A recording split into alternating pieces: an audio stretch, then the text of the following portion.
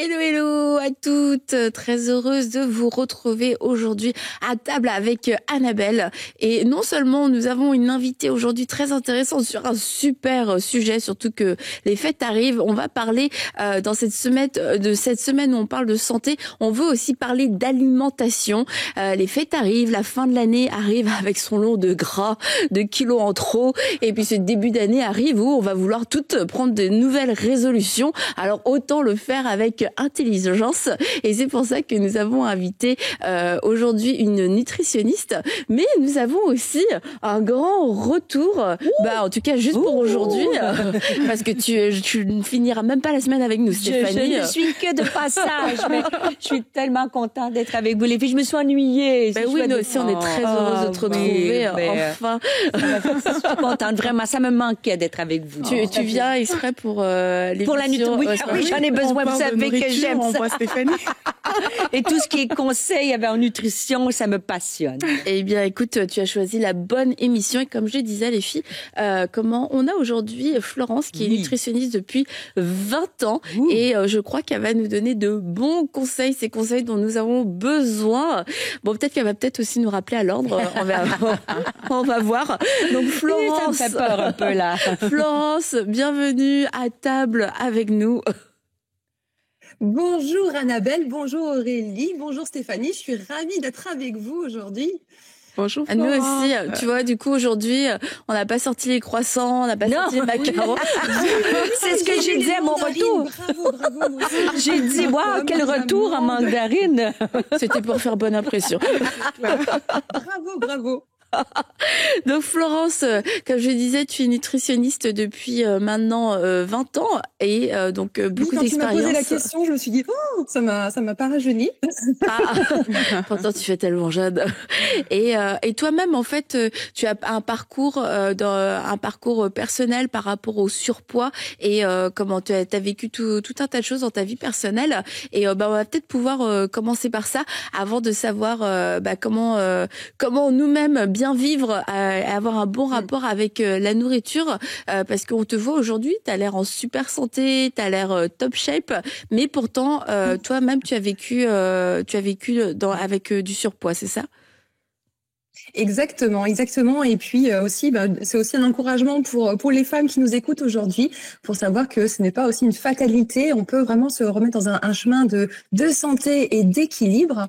Et donc, je vous comprends si vous avez des soucis de surpoids, et on va en parler aujourd'hui. Effectivement, moi aussi je suis passée par des temps de lutte avec les kilos, avec les régimes. Enfin, je crois que je les ai peut-être tous testés et fait expérimenter. Et donc régime, sur-régime, vous savez que d'ailleurs les régimes c'est pas une super idée, puisque en fait on ralentit son métabolisme. Je ferme la parenthèse. Et donc, un jour, j'ai effectivement, je faisais des régimes, et puis on essaye ceci, puis on essaye cela, les régimes à la mode. Et puis un jour, j'ai fait un régime qui ne s'est pas arrêté. C'est le jour où j'ai commencé à tomber aussi dans l'anorexie.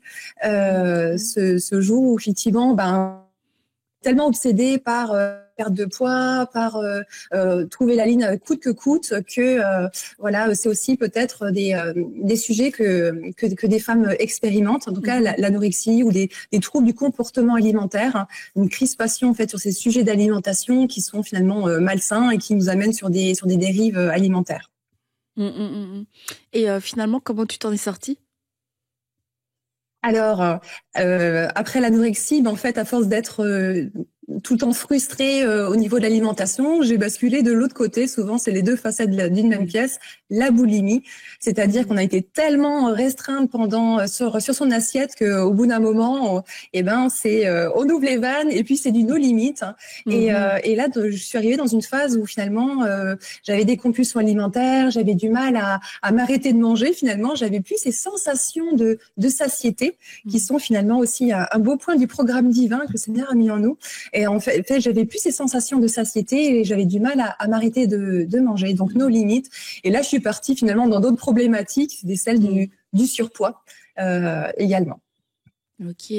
Et c'est ça, comment est-ce que toi, tu t'en es sorti de tout ce cycle un petit peu infernal, anorexie, boulimie, mauvaise relation avec la nourriture, régime? C'est ça. Est-ce qu'il y a eu un déclic ou un changement de modalité progressif? Alors, en fait, j'ai pas réussi à m'en sortir justement. Je n'arrivais pas à m'en sortir dès que, en fait, je retombais toujours soit dans du surpoids ou des luttes avec l'alimentation. En fait, je m'en sortais pas. Et au bout d'un moment, j'ai crié à Dieu. En fait, je dis Seigneur, en fait, moi, je ne m'en sors pas. Il faut que tu m'aides.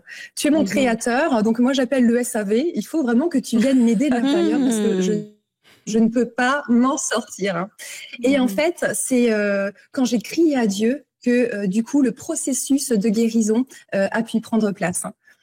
Ok. Et c'est là que tu as aussi, du coup, je pense pleinement réalisé cette importance entre l'équilibre, de l'équilibre entre le corps, l'âme et l'esprit. Et c'est vrai que dans le monde chrétien, même si aujourd'hui on en parle beaucoup plus, hein, je trouve, par rapport à la santé, d'avoir une bonne alimentation, c'est quelque chose pendant des années qui a été quand même extrêmement négligé. C'est comme ça appartenait au monde, et puis c'était un petit peu superficiel. Hein. Ouais, c'est ça, de vouloir... c'est ça. Il y a des sujets qui même sont une pas... bonne alimentation, tu vois, c'est comme, bon, écoute, nous, c'est le réveil. Ouais, nous, on est détachés des choses de ce monde, tu vois. C'est ça. Et donc, toi, t'as eu cette révélation, en fait, que nous sommes corps, âme et esprit, et qu'il y a une vraie importance aux yeux de Dieu, en fait, de prendre soin de notre corps. Mais bien sûr, bien sûr. Et en fait, du coup, pour faire la transition par rapport à tout à l'heure, le déclic, c'est quand j'ai invité le Seigneur dans mon assiette. Et c'est vrai qu'on dit, oui, il y a des sujets sur lesquels qui sont spirituels. Le Seigneur vient m'aider dans mes émotions, dans ceci. Mais allez, l'assiette, c'est assez profane. Mais non, en fait, le Seigneur, je pense qu'il veut travailler dans nos vies entières. Et faut pas forcément, c'est pas à nous de choisir les sujets qui sont pour lui et qui sont pas pour lui, de cloisonner. En fait, il veut vraiment investir notre vie entière et prend plaisir à le faire. Donc, invitons-le dans nos assiettes. Hein, le Saint-Esprit, c'est un gentleman, il ne force pas. Il vient dans les domaines de nos vies qu'on lui ouvre. Donc, à partir du moment où on lui ouvre notre assiette, notre santé, il va pouvoir du coup agir. Et à partir de ce moment-là où j'ai invité finalement Dieu dans ma santé, dans mes émotions par rapport à la nourriture, par rapport à mon bien-être, l'image du corps, etc., il a pu commencer à travailler ces aspects-là, à apporter de l'équilibre, apporter aussi une vision qui n'était pas la mienne, mais comment lui voit les choses. Et ça change tout. Quand tu commences à considérer ton corps comment Dieu le voit, quand tu commences à considérer ton alimentation comme un cadeau de Dieu qui est là pour te bénir, te fortifier, etc. Quand l'alimentation n'est plus un fardeau, une douleur, mais finalement c'est un moyen de bénédiction que Dieu utilise pour toi. Enfin, tout ça finalement vient s'équilibrer à la lumière de Dieu finalement et comment lui voit les choses. Et donc, ça veut dire que concrètement, parce que là, tu viens quand même d'une période où il y a beaucoup de défis par rapport à la nutrition. Est-ce que quand tu as invité Dieu dans ton assiette, peut-être avant tu mangeais beaucoup, tu mangeais plus beaucoup, qu'est-ce qui s'est passé à ce niveau-là? Comment tu as su que, OK, voici par exemple la quantité que je dois manger suite à cette invitation-là? Ouais. Est-ce que ça s'est fait tout de suite, progressivement? Qu'est-ce qui s'est passé en fait? La quantité ou la qualité? Aussi. Ouais. Voilà. Ou les deux. Dis-nous tout, Florence. On veut tout savoir. Mais oui. En fait, il m'a permis d'évoluer à différents niveaux. Alors, pour répondre à ta question, Aurélie, ce n'est pas fait du jour au lendemain. En fait, c'est un processus, et je crois qu'en fait, on est en processus de progrès toute notre vie. J'apprends encore sur ces sujets, mais en tout cas, ça a été un processus. Je peux pas dire, le lundi c'était comme ça, le mardi j'étais guérie, et puis tout allait bien dans ma vie, dans mon assiette. Ça s'est fait progressivement. Par exemple, et c'est là où je vois notamment sur les sensations. Tu sais, je t'avais dit que j'avais pas plus ces sensations de satiété. Finalement, quand j'étais devant un beau buffet, alors les buffets c'est terrible quand t'as pas ces notions de justement comment tu gères ton rapport à l'alimentation. Les buffets c'est terrible. Et en fait, devant un buffet, c'est nos limites. Tout est bon.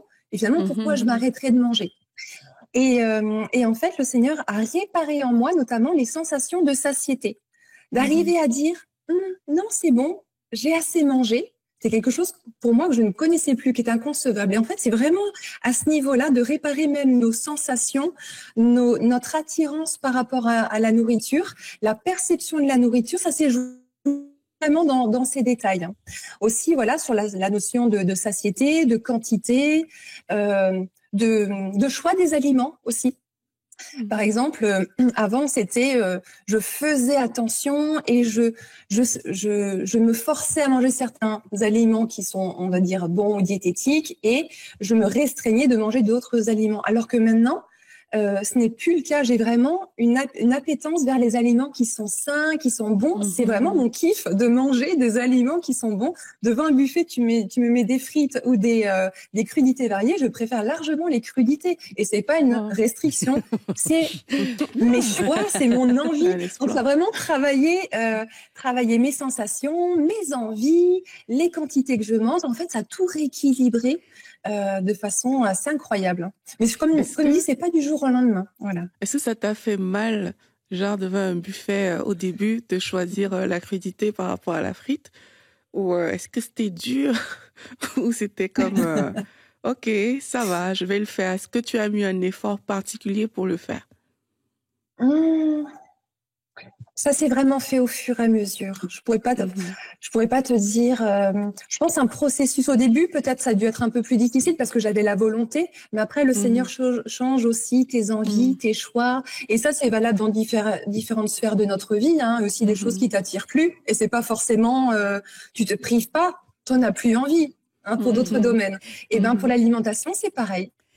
Moi, j'aurais une question sur la satiété, parce que c'est sûr que, merci Seigneur, quand on a moins faim, mais il y a des fois que je crois qu'il y a des aliments qui nous aident à avoir moins faim aussi. Tu vois, quand je parlais de qualité, je pense que c'est un peu dans ce domaine-là, parce qu'il y a des choses qu'on va manger, ça nous satisfait, mais on a encore faim 5 minutes après, tandis que des aliments, et peut-être que tu peux nous aiguiller. Florence, toi qui es une spécialiste, quels sont les aliments que tu dis là, on peut en manger comme on veut? En fait, le Créateur avait prévu pour nous, créatures, des bons aliments dans la création. Et en fait, là, c'est une clé en fait de diététique, c'est que dès lors où tu manges des aliments de la création, il y a très peu de chances que tu prennes beaucoup de poids ou que tu sois malade, parce que a priori, c'est des bonnes choses. Notamment, en fait, les aliments naturels. Donc, dans mon assiette, j'essaie d'avoir des aliments naturels de la création. Ça va être des fruits, des légumes, des œufs, du thon. Mais par contre, il va y avoir très peu de pizza, de cookies, de nuggets, vous voyez. Et en fait, dès lors où je prends ce type d'aliments, ces aliments, ils sont assez bons. Pourquoi? Parce qu'ils sont très souvent riches en fibres. Et les fibres, en fait, ça va être un coupe-faim naturel. Les fibres, en fait, vont gonfler avec l'eau et donc vont participer à notre sensation de satiété. Une des clés, c'est d'avoir, par exemple, la moitié de notre assiette. Donc, je prends la coupe en deux, la moitié devrait être représentée par des légumes. Si la moitié de ton assiette est représentée par ces légumes qui sont riches en fibres, riches en eau, très pauvres en calories, en fait, ils ont tout pour plaire, hein, ils sont riches en eau, en micronutriments, en vitamines, en minéraux, mais ils sont super light, il y a très peu de chances que ton assiette te fasse prendre du poids, au contraire.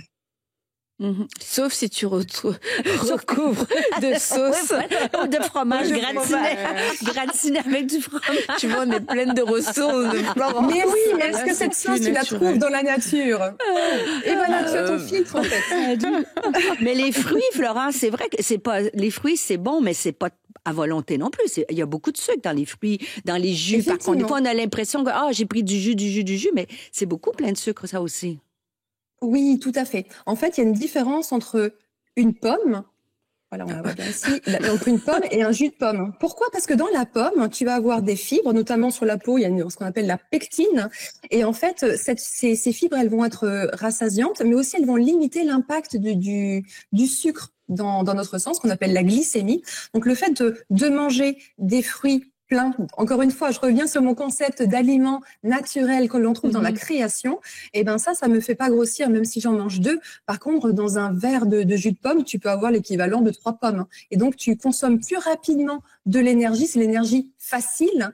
Alors que le fait de croquer dans 3 pommes, je pense que ça te rassasie fortement. Donc, le fait de manger des fruits plutôt que de prendre des jus de fruits ou des fruits transformés va faire déjà que tu en manges moins et les fibres qui sont contenues en fait vont te protéger au niveau de la glycémie.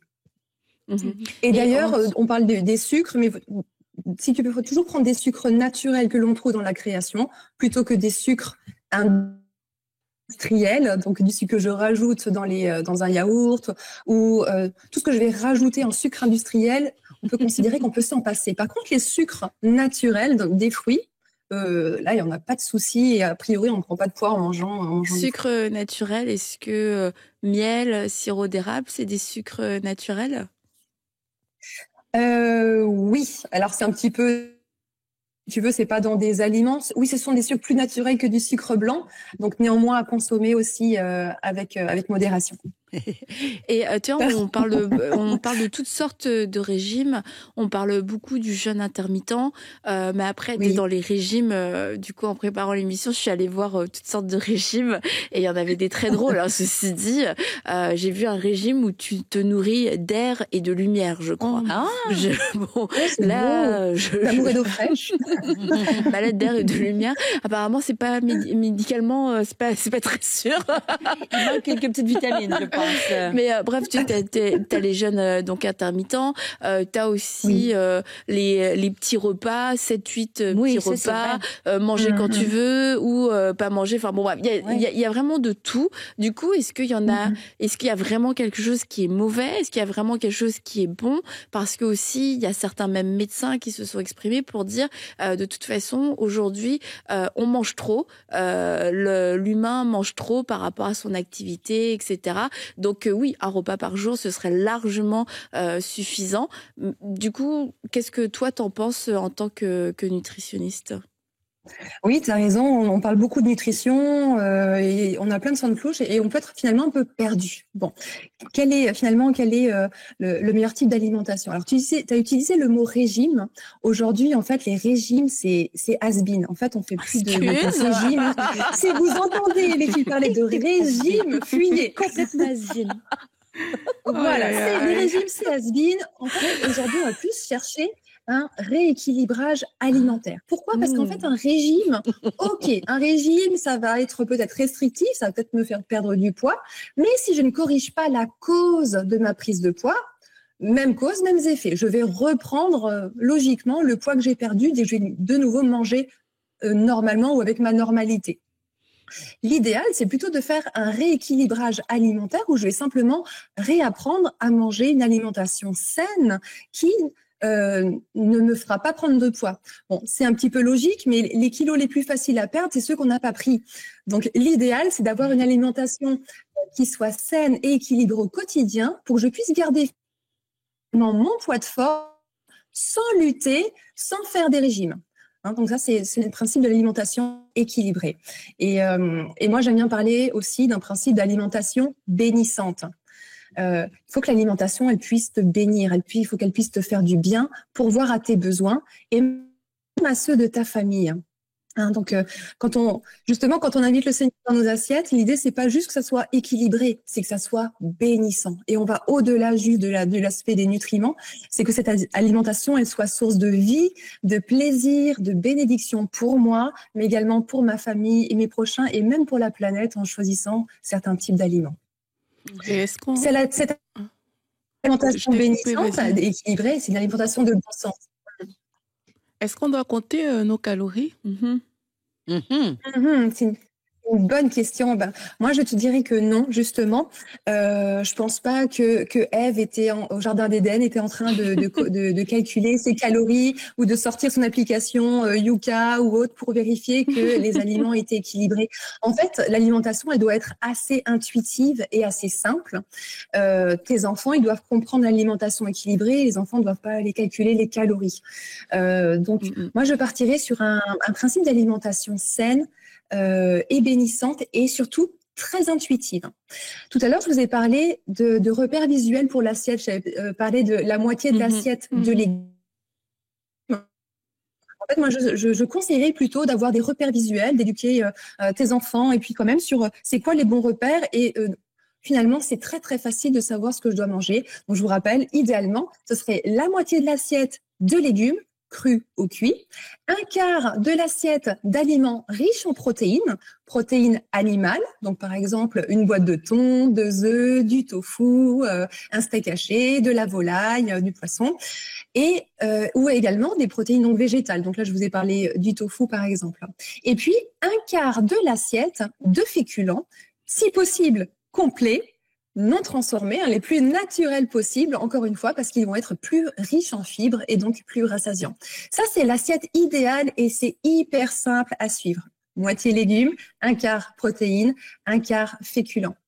Et puis après aussi, pour les proportions, encore une fois, on ne sort pas la balance, pas besoin de savoir si on est à 20 grammes, 25 grammes de ceci ou de cela. En fait, on a également des balances intégrées, notamment dans notre main. Et ce qui est bien, c'est que ça s'adapte à tout âge. Par exemple, une portion de fromage, la portion du papa, elle sera pas pareille que la portion de la maman ou de l'enfant. Et ça s'adapte à ma taille. Donc, tu peux te dire que finalement, une portion de fromage, elle rentre sur tes 2 doigts. Une portion de protéines, elle rentre sur ta paume de main. Hein, voilà. Okay. Allez, pour les plus gourmandes, la pâte à tartiner, chocolat, c'est le pouce, pas la main. Pouce. Ok.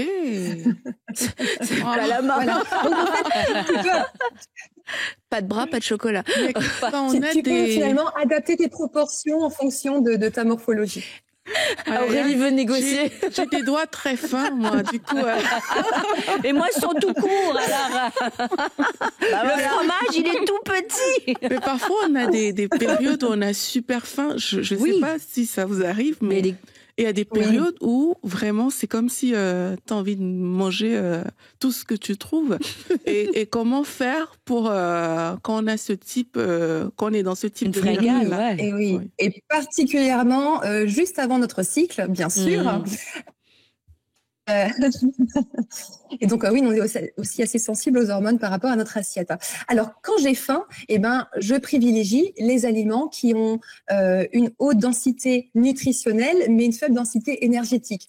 Donc, ça veut dire qu'ils sont quand même qui sont intéressants au niveau micronutriments, mais pauvres en calories. Idéalement, encore une fois, les fruits et les légumes, donc les végétaux. Et on peut pas se permettre. On peut pas. Non, c'est ça. Le riz et les pâtes. Qu'est-ce qu'on pense du riz et des pâtes? Ça, c'est pas les féculents que tu disais, non. Je dis un quart de féculents dans notre assiette, Annabelle. Alors, dans les féculents, les filles, vous avez différentes catégories. On a les céréales, comme le riz, le quinoa.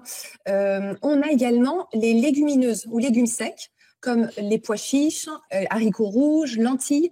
Ils sont super, eux, parce qu'en fait, ils sont très riches également en protéines végétales. Donc, quand on dit un quart de l'assiette en féculents, ça peut être riz, lentilles, pois chiches, quinoa, par exemple. Alors, les pâtes, c'est un petit peu transformé. Finalement, c'est de la farine et c'est transformé.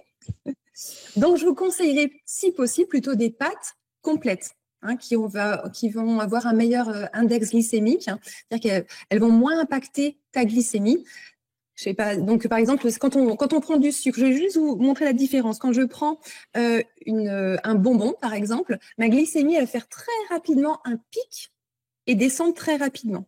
Alors que si je prends du quinoa ou du riz complet, la glycémie va monter lentement et descendre lentement. C'est ce qui fait que je vais avoir de l'énergie progressive beaucoup plus lentement. C'est pour ça qu'on préfère ces féculents complets. Alors, des pâtes blanches, les pâtes blanches, elles sont pas très lentes. Les pâtes blanches, elles sont un petit peu entre le bonbon et les féculents, vous voyez. En fait, plus c'est blanc, plus c'est raffiné, plus c'est transformé. Par exemple, comme les flocons de pommes de terre pour faire de la purée, là, c'est assimilé très rapidement. En termes de pic glycémique, ma glycémie, elle va faire plutôt comme ça avec des flocons de pommes de terre. Alors qu'avec du quinoa, ma glycémie, elle va être beaucoup plus longue, et je vais avoir de l'énergie beaucoup plus durable, par exemple, après le repas. Et des idées de collation, mis à part la pomme et la clémentine, est-ce que c'est vrai qu'il faut prendre plusieurs petites collations au courant de la journée? Je dirais que ça dépend de toi. Tu peux tout à fait prendre plusieurs petites collations. Et en fait, je dirais qu'il y a une différence entre les collations et le grignotage. En fait, une collation, c'est j'ai prévu de prendre un petit encas sain. Le grignotage, c'est je vais grignoter tout au long de la journée. Donc, si tu as besoin de prendre 2 petites collations, pourquoi pas. L'idée, c'est d'être assez intentionnel, en fait, sur ces collations et de choisir à l'avance des aliments sains qui sont bons pour toi, plutôt naturels. Donc, je reviens effectivement sur les fruits. Ça peut être des petites amandes.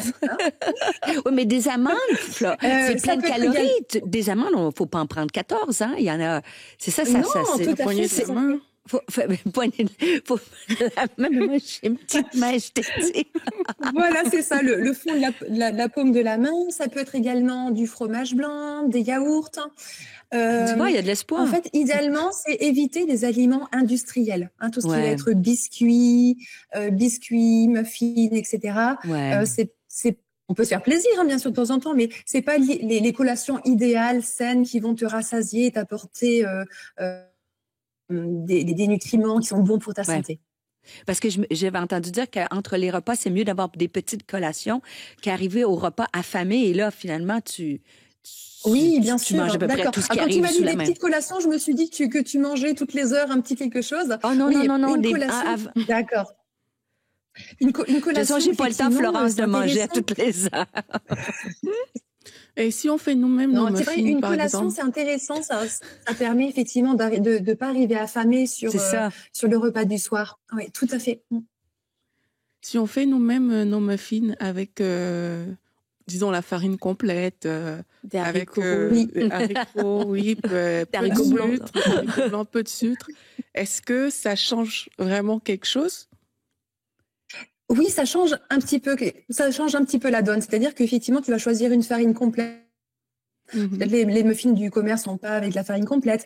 Et ce qui est intéressant, c'est que c'est toi qui vas choisir la quantité de sucre et la quantité de beurre que tu vas mettre. Donc en fait, on devient conscient de son alimentation. C'est un peu aussi l'intérêt du fait maison, c'est qu'on maîtrise les ingrédients que l'on met dans ces recettes et on prend conscience aussi de la quantité que l'on met. Donc, si tu fais toi-même, c'est toujours mieux parce que tu mettras sûrement moins de sucre et moins de graisse que les industriels et tu vas choisir avec soin des bons ingrédients. Du coup, on peut quand même se faire plaisir à ce niveau-là en ayant fait maison. Mais bien sûr. Bien sûr. Parce qu'il ne faut pas juste manger des légumes. Après, c'est pas parce que c'est fait maison qu'il faut en manger 4. Hein. Voilà, il y a aussi... Oui, c'est ça. Et le pain, Florence, c'est quoi la quantité de... Ou lequel pain? Déjà, le pain. Le pain, des tartines, beurre, tartines fromage, etc. C'est quoi la quantité raisonnable, on va dire? Alors, souvent, la quantité aussi dépend de ce que tu manges dans la journée et sur le repas. Mais globalement, c'est vrai que... consommer privilégieusement du pain complet, déjà, c'est une bonne base, hein, puisqu'il va être plus rassasiant et on a vu aussi qu'il avait un meilleur impact sur la glycémie. Ensuite, sur le pain, la deuxième question, c'est avec quoi je le mange ou qu'est-ce que je mets sur le pain? Est-ce que c'est une tranche de pain qui va accompagner ta soupe ou une salade, ou est-ce que c'est du pain sur lequel je vais mettre un gros paquet de beurre avec en plus du fromage? Voilà, donc finalement, ton pain est vecteur de quoi? À quoi est-il associé? Et ensuite, en termes de quantité, ça dépend si tu prends d'autres féculents sur le repas. Par exemple, si ton repas, c'est par exemple une salade composée, et que tu prends du pain, tu peux très bien prendre deux tranches de... Attends. Voilà, 2 tranches de pain complet, sans souci. Oh. Maintenant, si sur ton repas, il y avait déjà des féculents, par exemple, tu as des pommes de terre, et puis tu as des pommes de terre, et puis tu as prévu un dessert où il y a un peu de sucre, le pain serait de trop. Donc, il faut aussi que tu considères la place du pain dans le repas et du repas global. S'il y a déjà des féculents, est-ce que c'est nécessaire ou pas? Concernant les salades, alors là, j'ai une question à Florence, parce que les salades, les pokéballs, les trucs comme ça qui ont l'air hyper santé. Prenons un pokéball.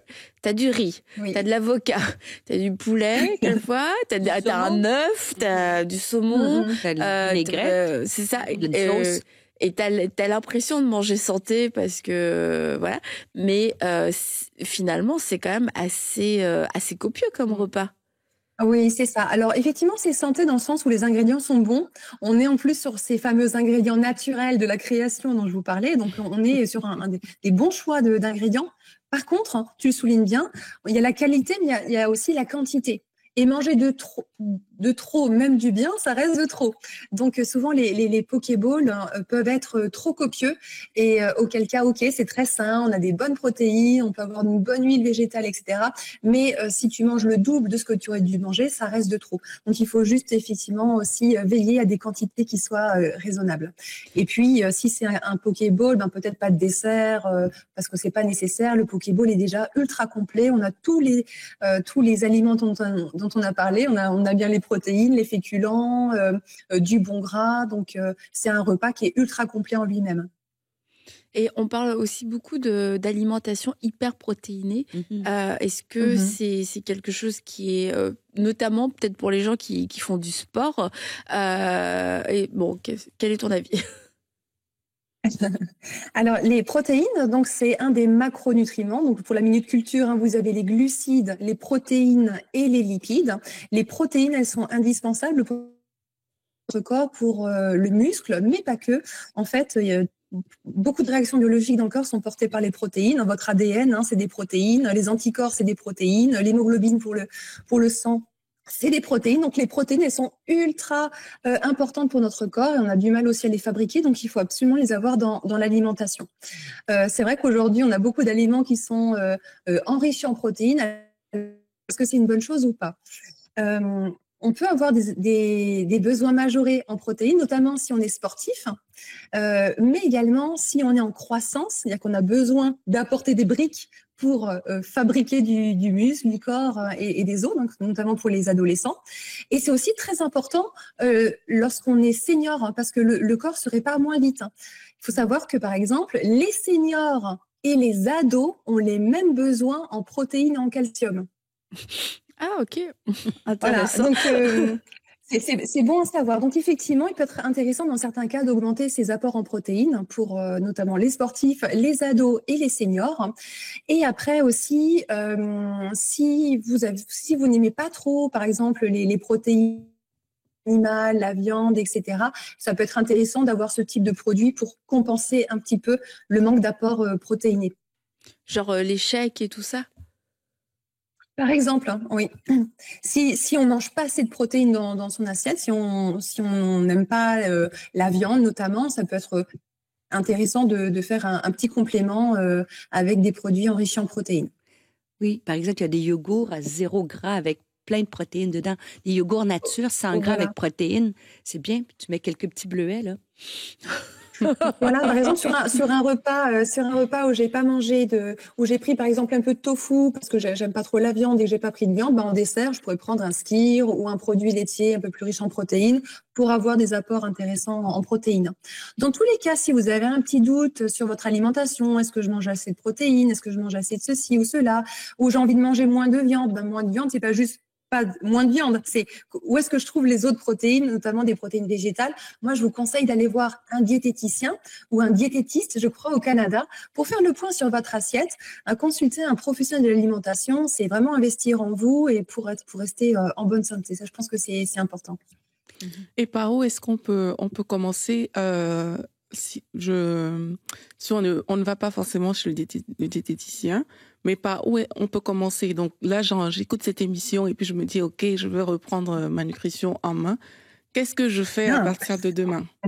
T'achètes des légumes. Alors, oui, à partir de demain, quand je fais mes courses, je me dis que 90% de mon caddie doit être des aliments que je trouve dans la nature.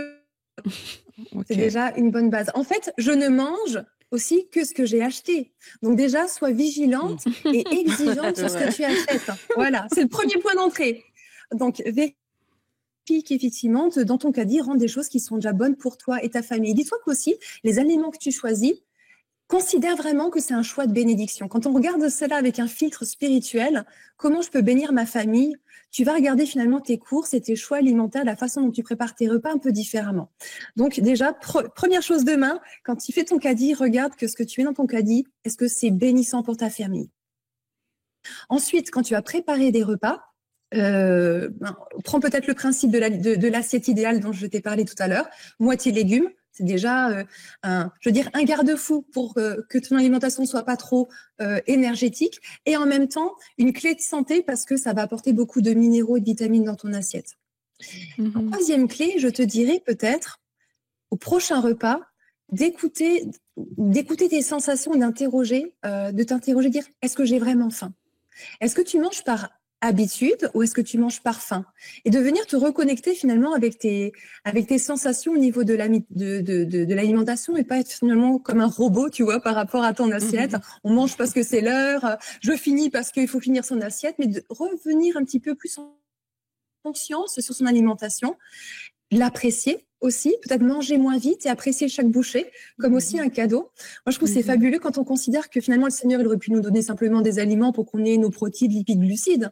Non, en plus, dans sa grâce, il nous a donné le goût. Je trouve ça, quand on considère que c'est aussi un cadeau, donc apprécions aussi ce cadeau, d'apprécier chaque bouchée comme comme un cadeau. Et puis, qu'est-ce que je pourrais te donner aussi comme conseil sur l'alimentation à mettre en pratique dès demain? C'est déjà pas mal. Hein. Oui, et peut-être aussi, quand on a parlé d'alimentation bénissante, là, on a parlé d'alimentation qui te bénit, qui sont bonnes pour ta santé. On a parlé aussi que ça bénit tes enfants. D'ailleurs, si tu leur apprends le concept de l'alimentation équilibrée, moi, je trouve que tu transmets à tes enfants un trésor qu'ils vont garder toute leur vie. C'est vraiment une clé de santé que tu leur transmets. Moi, je trouve que leur apprendre à ces enfants à manger équilibré, c'est un cadeau. Tu bénis ton mari aussi en cuisinant, en préparant des repas équilibrés. Tu lui aides à être plus performant au travail, être en meilleure santé. Tu lui permets de vivre plus longtemps. Moi, je pense qu'on peut vraiment bénir nos maris en leur proposant une alimentation qui est bonne pour eux. Et puis aussi, l'alimentation bénissante, c'est les choix que tu vas faire. Je reviens au supermarché, qu'est-ce que tu vas mettre dans ton caddie? En fait, tu vas aussi impacter le monde par tes choix de consommation. Ça va jusque-là, l'alimentation bénissante. Quel type d'aliments je vais acheter? Des aliments ultra transformés, ou est-ce que c'est des aliments, si on peut se le permettre, peut-être bio, qui vont favoriser certains agriculteurs, certaines filières? Et finalement, par mes choix de consommation, je peux également bénir la création. Le Seigneur nous a mis comme responsables du jardin. On a une responsabilité par rapport au jardin. Et par rapport à tes choix alimentaires, des aliments que tu vas décider d'acheter ou pas, tu es aussi, en un sens, tu contribues à préserver le jardin et la création. Je me rappelle, finalement, l'alimentation, elle est vraiment bénissante à plein de niveaux. Hein. Je me rappelle, j'aime beaucoup ce que tu as dit par rapport à l'éducation des enfants, parce que j'ai vu un reportage justement en Suisse où il disait que la majorité des collations que les enfants mangent sont vraiment pas bonnes pour leur santé. Et on apprenait à ces enfants-là à choisir les bonnes collations pour pouvoir être en bonne santé. Et j'aime vraiment qu'on en parle parce que c'est bien d'éduquer dès le bas âge aussi les jeunes enfants. Et tu as parlé du bio. C'est rapide la question que je vais te poser quand il me reste juste 2 minutes. C'est au cas où on n'achète pas des aliments qui sont bio, on est peut-être dans des dispositions comme ça. Est-ce qu'il y a des choses particulières à faire pour que ce ne soit pas nuisible pour notre santé? Ok. 2 minutes chrono. Je reviens juste sur les enfants. On a remarqué que les études montrent que les enfants qui sont en surpoids en étant enfants, 10% seront en surpoids, voire obèses en étant adultes. Donc, en tant que parents, on a aussi une responsabilité par rapport aux enfants et un cadeau aussi à leur donner. En leur donnant ces clés de santé, d'équilibre, en leur expliquant aussi pourquoi on mange de telle façon. En fait, vous leur donnez un trésor, mais aussi qui va être bénissant pour toute leur vie et aussi pour leurs enfants. Ce qui peut être chouette aussi, par exemple, je reviens, tu disais sur la collation, pourquoi pas dire que par exemple, si son enfant a mangé des muffins, des gâteaux, etc., de temps en temps pour les collations, il faut se faire plaisir, pourquoi pas. Mais dans ce cas-là, on les fait nous-mêmes et on les fait ensemble. Et donc, ce repas plaisir, en fait, ça devient une activité. L'alimentation, elle devient aussi une connexion avec tes enfants où tu passes un moment de qualité, un moment de partage, et ton enfant va comprendre aussi qu'est-ce qu'il y a dans le muffin. Donc là, tu vas expliquer ce que c'est le beurre, le sucre, que c'est très calorique, ça donne du goût, mais il faut faire attention, tu vois. Donc tu vas pouvoir l'éduquer aussi sur ce qu'il y a dans le muffin, et quand il va le manger, c'est lui qui l'aura fait, il sera plus en conscience de ce qu'il mange. Pour ta deuxième question par rapport au bio. C'est audacieux là en 30 secondes. Mais est-ce que tu as une réponse en 30 secondes, Florence? Flo, on est avec toi, on croit en toi. 30 secondes. Pour le bio, alors effectivement, il y a le label bio, mais finalement, quand tu vas acheter des aliments naturels, c'est déjà un premier niveau. C'est déjà un premier niveau de santé, de choix qui va être bon. Et puis après, si tu peux aller, que ça soit bio, acheter tes aliments chez un maraîcher ou local, c'est déjà très bien. Merci beaucoup Florence pour tous ces bons conseils.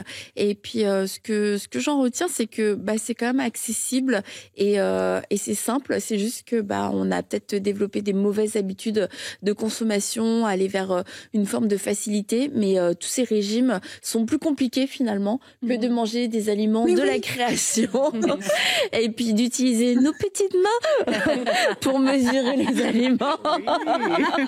Non, vraiment, merci Florence. Je pense que ça nous remet un petit peu peut-être droit par rapport à cette fin d'année, ce début d'année qui arrive, et reprendre de bonnes habitudes alimentaires. Et le fait d'avoir de bonnes habitudes alimentaires, c'est aussi une façon d'honorer Dieu, parce que nous sommes son temple, il nous a créés, il a tout mis, c'est vrai, dans la création pour que on puisse être bien nourri et fonctionner le mieux possible. Et c'est une forme d'honneur, mais aussi une forme d'obéissance envers Dieu, que de dire j'accepte de prendre soin de mon cœur de la façon dont toi tu veux que je le fasse. Donc un grand merci Florence de nous avoir appris aussi plusieurs choses, et j'espère que vous à la maison vous mettrez ces conseils en pratique, et que l'année prochaine sera aussi une année où vous allez voir des changements, une amélioration dans vos habitudes alimentaires. Oui. Alors Florence, tu as aussi une formation que tu proposes gratuitement, un programme réconcilié avec son corps et son alimentation. Donc on va mettre les informations dans la barre d'informations, et donc vous tous qui voulez en savoir plus, vous pourrez aller visiter le site, et puis pouvoir suivre ce programme qui est gratuit. Merci Florence pour tout ce que tu as fait. Et tu voulais dire, Stéphanie? Merci Florence, c'était hyper intéressant, très pratique, très motivant. On s'y met dès aujourd'hui. Merci beaucoup Florence, on se dit bye bye. Bye bye. Nous, on se retrouve vendredi.